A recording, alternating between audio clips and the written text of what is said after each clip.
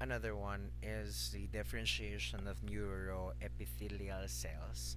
And lastly, rearrangement of some cell populations along the wall of the tube, along the wall of the neural tube, which will give rise to different population of cells in the central nervous system, inner to outer or vice versa. Let's first examine the chambers of the brain, the development, the further development of the brain chambers. In early growing embryos, we expect the brain to be three-part. So three-part identified as forebrain, prosencephalon, midbrain, mesencephalon, and hindbrain or rhombencephalon. So as you can see here in both pictures, there's an outer layer or wall, outer wall of the neural tube. Right? So this colored structure here is a wall of the brain that corresponds to the wall or the outer layer of cells. Not outer, but the layer of cells itself. No, that actually will give rise to the the wall of the brain or the spinal cord. But for the case of the brain, the wall of the brain derived from that layer, the original layer of that forms the neural tube. No? Then, in later stages, the brain will mature to become five parts or to become a five-part brain.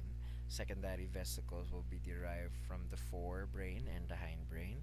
Prosencephalon divides as telen and diencephalon, and the hindbrain divides as meten and myelencephalon, while the midbrain will not divide, will continue to become as is.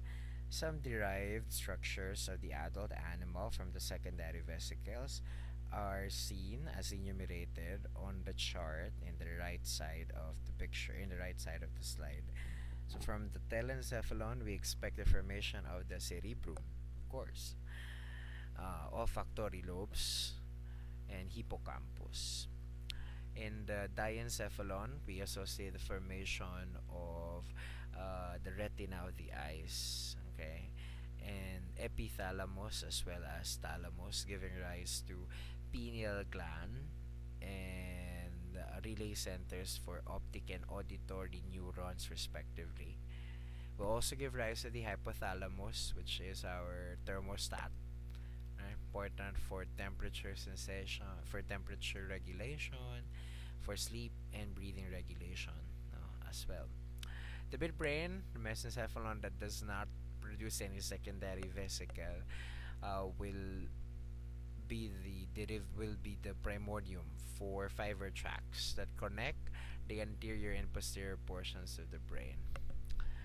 The metencephalon will give rise to cerebellum and the pons, and the most posterior part of the brain, the myelin, will give rise to reflex centers that will cater to involuntary activities, involuntary actions. Alright. For amphibians, we're seeing the representation of the process of neural tube formation here. So majority at this stage, actually, majority of the portions of the neural tube, like from this portion towards here, will become brain. Only a small portion is dedicated to becoming the spinal cord. Right? So as our gastrulating amphibian embryo continues the processes of morphogenetic movements and neurulation, primary, secondary neurulation, okay, we expect landmark structures to actually develop. Some of these landmark structures are described as follows. The chordoneural hinge. This chordoneural hinge is a growing region on the tip of the blastopore on the dorsal side of the blastoporal lip. So this one, it's the chordoneural hinge. Right? This chordoneural hinge is so important because it allows the conversion of the spherical amphibian embryo into a more elongated uh, tadpole